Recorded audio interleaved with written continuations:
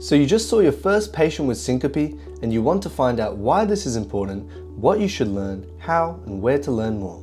Hey guys, my name is Chaneth and I'm currently a final year medical student studying at Bond, and if you wanted to know about syncope, you've come to the right place. Today, it's an absolute honor and pleasure to be joined by an emergency physician who has over a decade of experience in their field. I welcome Dr. Haggett. Thank you. It's a great pleasure to have you today and thank you for your time. No worries. So Dr. Haggett, why is it important to learn about syncope and how does it affect our population? It's important to learn about syncope because it's a common presentation to emergency departments for our patients. It's also important because there can be sinister causes that need further investigation and further management. Also, it's important because it can lead to serious injury with things like hip fractures or head injuries. Okay. So what do you expect from a medical student to know about syncope?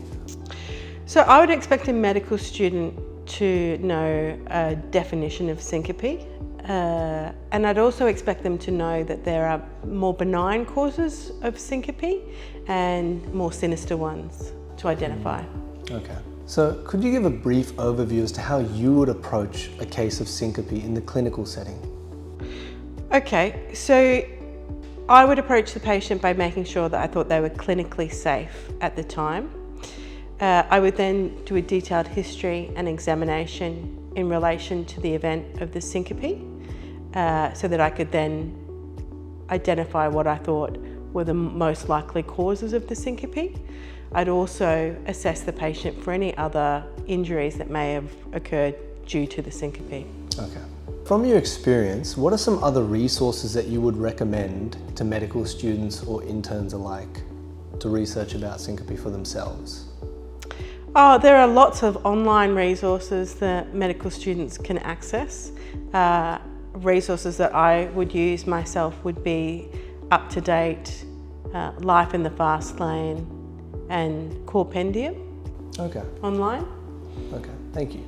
You're welcome. Being a medical student yourself, do you have any questions for me about syncope?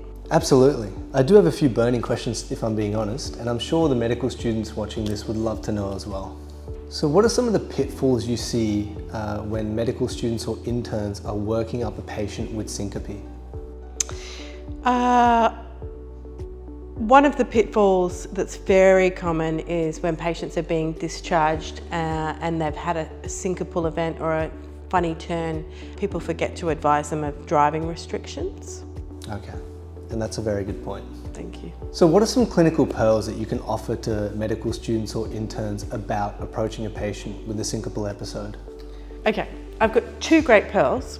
The first one is syncope that occurs while the patient is seated is due to a cardiac cause until proven otherwise.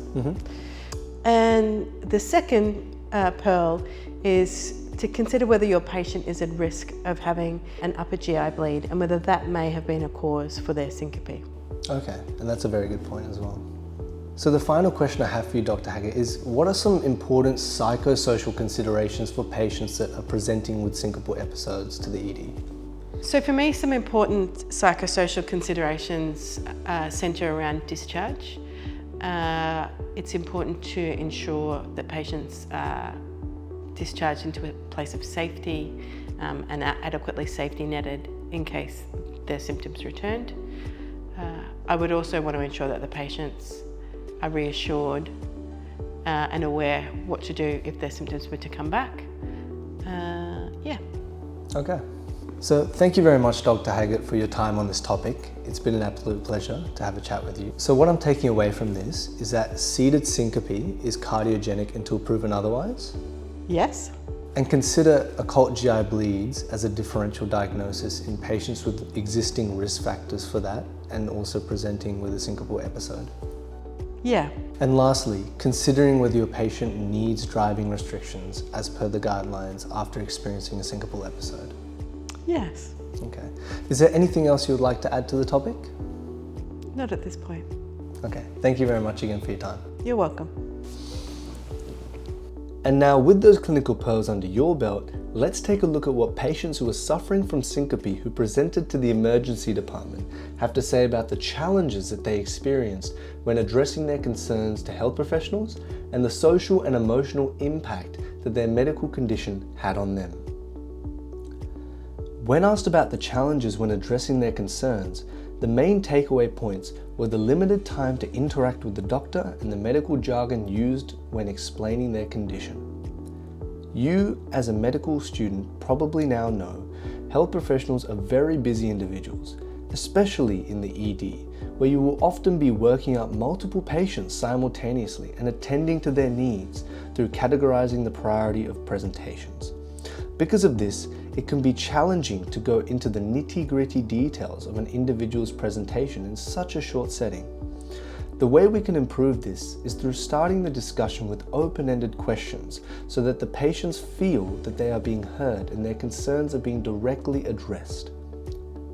Instead of asking, "Did you lose consciousness?" First off, you can ask the patient, "Tell me more about what happened." This goes a long way and can ultimately aid you with key details that they express in their response. When it comes to medical jargon, we have to ensure that although we discuss to our seniors through the medical terminology as standards of communication, we often forget that patients' health literacy varies on an individual basis, and it is important to understand this. Pay attention to how the patient responds to your questions. If they say words or phrases that are quite medical in nature, you can even ask them what their background is. And then with that understanding, continue the conversation with appropriate jargon. A tip I have for you is try to explain concepts as if you were explaining it to a primary school child. For example, the definition of syncope medically is the sudden loss of consciousness secondary to global cerebral hypoperfusion. But to a patient who asks what it is, you could say, well, syncope is the medical term for fainting or passing out. It happens when you have a sudden, temporary drop in the amount of blood that flows to your brain. Also, when we use common terms to explain their diagnosis and treatment, they are more likely to be compliant with the treatment and management side of things when clearly explained to their understanding. Now, when these patients were asked about the social and emotional impact it had on them, the responses centered around the anxiety and fear of fainting unpredictably, especially during social gatherings or outings. As we move more towards a more holistic approach to healthcare, it is important to remember that our patients are the bearers of their diagnoses and what follows. As a result, we must safety net them about warning signs and what to look out for, as well as provide reassurance to them. A study published in 2022 by Nursing Open showed that the patient reassurance about their condition led to a reposing of the confidence of patients and their families in the healthcare professionals and the care delivery process. Now that we have seen syncope through the eyes of an esteemed emergency specialist and patients suffering from this condition, you might be asking, what can I do now? Well, for starters, the next time you see a patient with syncope, make sure to remember to evaluate thoroughly if they are clinically safe. From here, ensure you do a detailed history and examination in relation to the event, starting with open-ended questions to make sure the patient feels reassured that their concerns are being heard. From here, think about the likely causes of syncope, which I'll give you a great mnemonic to remember by in just a second. And don't forget about other concurrent injuries, as they may have fallen and sustained a head strike. The mnemonic that has helped myself and many medical students alike is Woman PE. And with that, I leave you with this, the resources recommended by the emergency specialist herself. Thank you.